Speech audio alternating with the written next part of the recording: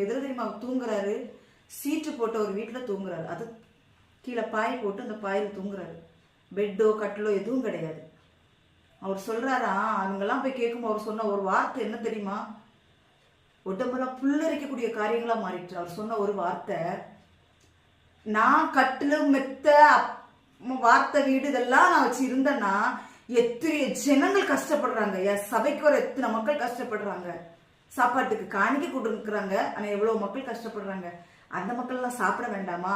நான் பெட்டு போட்டு தூங்குற அதே காசுக்கு அந்த மக்களுக்கு நான் அரிசி பருப்பு வாங்கி கொடுப்பேன்னு சொல்லி இன்னைக்கு வரைக்கும் செய்துட்டு இருக்கிறார். அந்த உண்மை உள்ள உத்தமமான ஊழியக்காரர் செய்துட்டு இருக்கிறார். கர்நாடகால இருக்கிறாங்கல்ல, ஏன் நம்மளால இருக்க முடியாது?